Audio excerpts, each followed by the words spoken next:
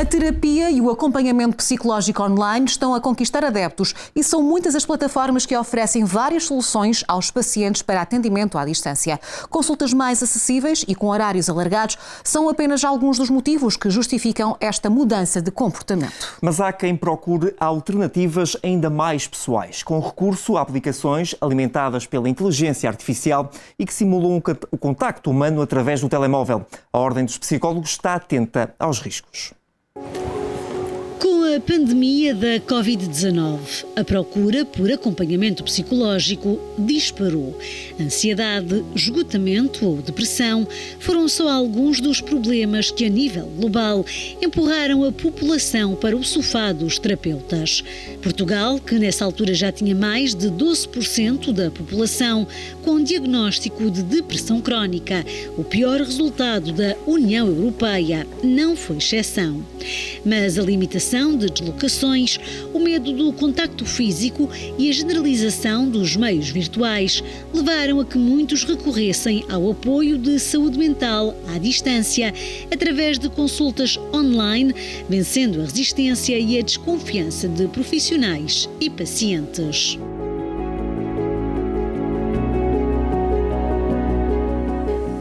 Na verdade, eu acho que era o desconhecido, não é? As pessoas não estavam adaptadas às novas tecnologias, não é? E como tudo o que é desconhecido, as pessoas resistem. Os profissionais, porque achavam que era difícil fazer as consultas online, habituados ao contacto presencial, achavam que iam ter menos sinais, né, da parte do paciente, uma vez que realmente é importante, os sinais do corpo perdem-se, não é? E achavam que havia realmente uma perda de qualidade no atendimento. As pessoas não viam a psicologia ainda no modo virtual. Longe de suspeitar a reviravolta que o mundo havia de dar em 2020, Cecília Almeida já preparava desde 2018 o lançamento da Mind First, uma plataforma que reúne psicólogos, psiquiatras e terapeutas para o atendimento exclusivamente online.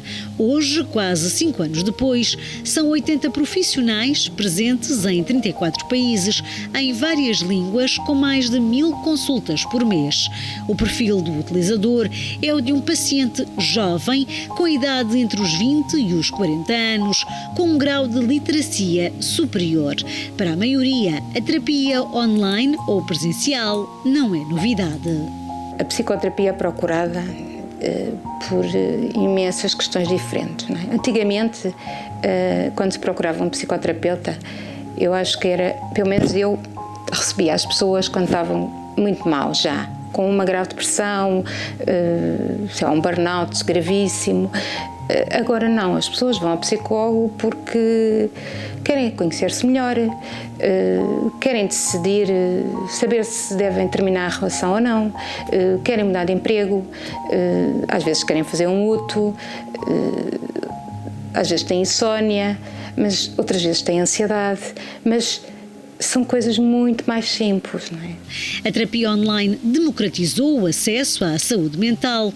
As consultas são mais baratas, os horários muito mais alargados e disponíveis até 24 horas por dia.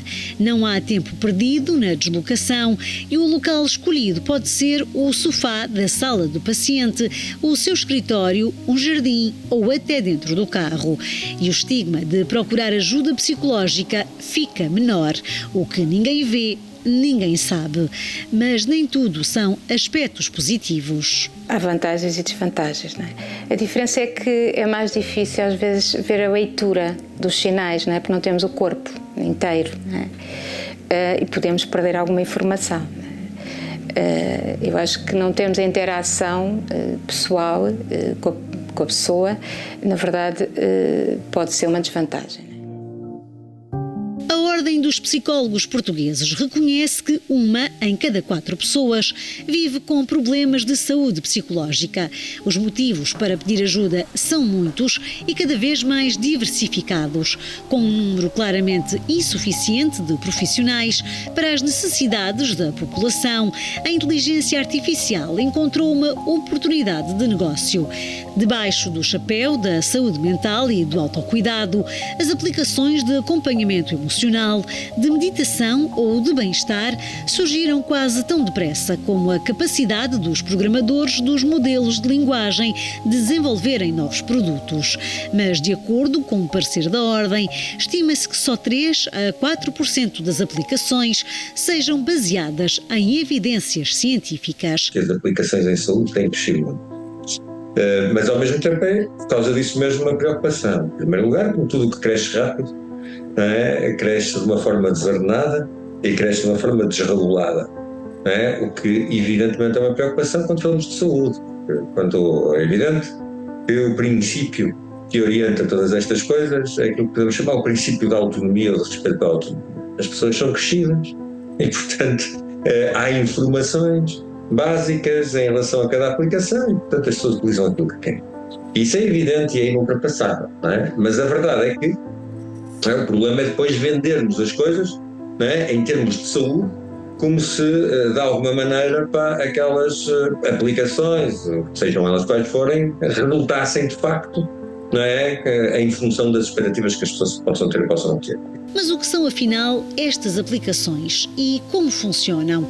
São programas de computador baseados em inteligência artificial, capazes de alimentar uma conversa em tempo real com um utilizador humano, por texto ou por voz. O ChatGPT é o exemplo mais conhecido, mas há muitos mais. O OEBot, o Símbolo ou o AISA, vocacionados para a terapia e saúde mental, são dos mais conhecidos. Nem todos estão disponíveis em Portugal e desde abril até a Organização Mundial de Saúde tem a Sara, uma espécie de assistente virtual para aconselhamento personalizado. O utilizador descarrega a aplicação para o telemóvel e troca mensagens com o software.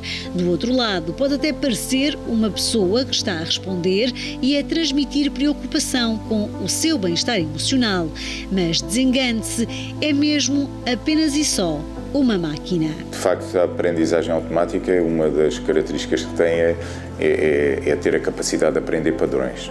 Potencialmente, depende, claro, das técnicas que forem usadas, mas sim, isso é uma das grandes vantagens da aprendizagem automática, essa capacidade de aprender padrões. Se as aplicações de apoio psicológico são úteis ou não, aí eu acho que só os profissionais formados, psicólogos, é que poderão avaliar, não é?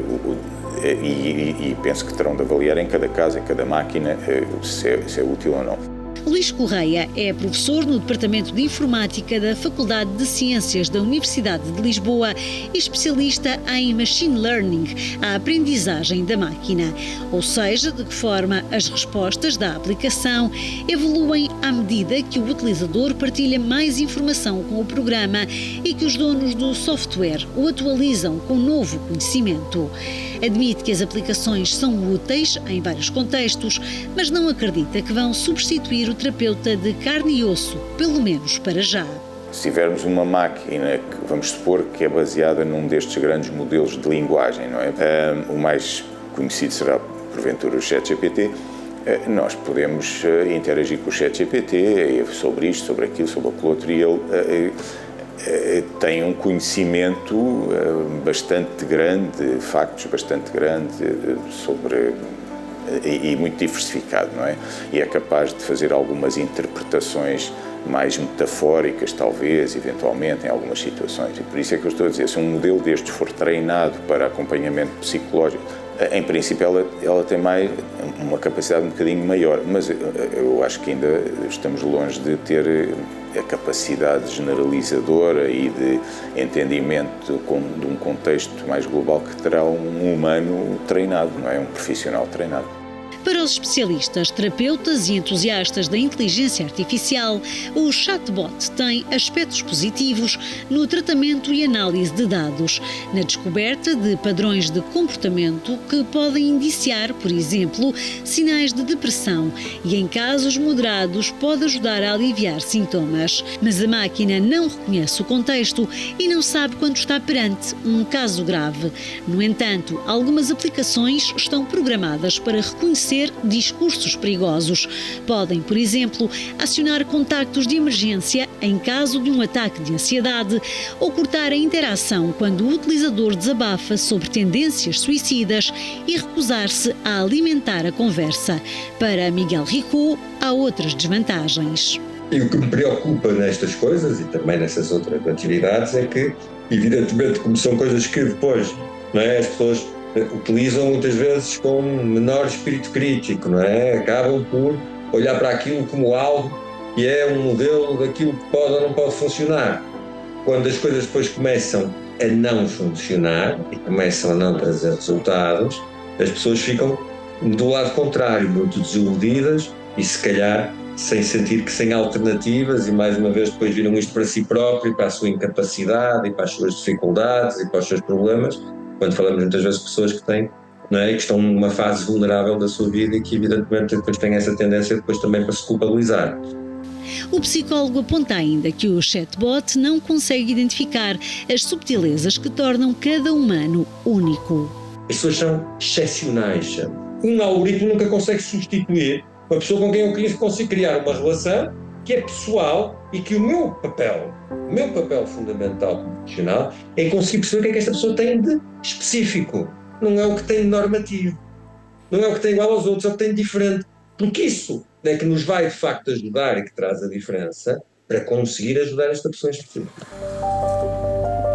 Assumidamente fã da interação humana, Luís Correia admite que temos tendência para humanizar as máquinas, o que pode acontecer durante a partilha de informação com o chatbot e o utilizador esquecer-se de que está a lidar com uma máquina desenvolvida para criar uma linguagem de empatia.